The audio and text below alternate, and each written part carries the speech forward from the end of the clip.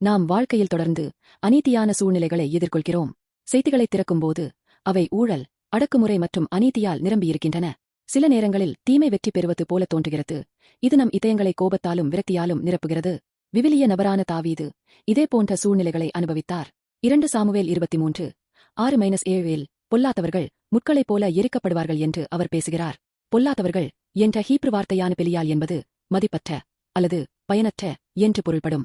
இது கெட்ட நபர்களை மட்டுமல்ல, கடவுளின் விருப்பத்திற்கு எதிராகச் செயல்படும் மற்றும் உலகை குழப்பமடையச் செய்யும் அனைத்து சக்திகளையும் குறிக்கிறது. முட்கள் குறுகிய காலம் வளர்ந்து பின்னர் நெருப்பால் அழிக்கப்படுவது போல அநீதியான சக்திகள் இறுதியில் கடவுளின் நீதியின் முன் மறைந்துவிடும். கடவுளின் நீதி வெற்றி பெறும் என்று தாவீது உறுதியாக நம்பினார். உலகின் அநீதிகளை எதிர்கொள்ளும்போது நாம் அடிக்கடி விரக்தியும் கோபமும் அடைகிறோம். ஆயினும் கடவுளின் நீதி நிச்சயமாக நிறைவேறும் என்ற நம்பிக்கையை விவிலியம் வழங்குகிறது.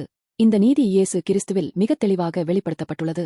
சிலுவையில் இயேசு எல்லா பாவங்களையும் தீமையின் சக்தியையும் வென்றார். அவர் திரும்பி வரும்போது எல்லா தீமைகளையும் முற்றிலும் அழிப்பார். இறுதி நீதிபதியாக அவர் ஒவ்வொரு அநீதியையும் சரி செய்வார். ஆனால் இயேசு தண்டனை வழங்கும் நீதிபதி மட்டுமல்ல, அவர் நமது இரட்சகரும் கூட. தங்கள் தவறுகளுக்கு மனந்திரும்புவோருக்கு அவர் இரக்கம் காட்டுகிறார், அவர்களுக்கு மன்னிப்பு வழங்குகிறார். கடவுளின் நீதி தீமையை பொறுத்துக் கொள்ளாது, ஆனால் மனந்திரும்புதல் மூலம் புதிய வாழ்க்கைக்கு வாய்ப்பளிக்கிறது. தனிப்பட்ட போராட்டங்கள் மற்றும் சமுதாய அநீதிகளுக்கு மத்தியில் கூட கடவுளின் நீதி உயிரோடிருக்கிறது என்று நாம் நம்ப வேண்டும். மேலும் அவருடைய விருப்பத்திற்கு ஏற்ப நீதியாக வாழ முயற்சிக்க வேண்டும். இயேசு நமது நீதியான நீதிபதியும் இரக்கமுள்ள இரட்சகரும் ஆவார். அவர் அநீதியை தீர்ப்பிடுகிறார், ஆனால் நம்மை அன்புடன் அரவணைக்கிறார்.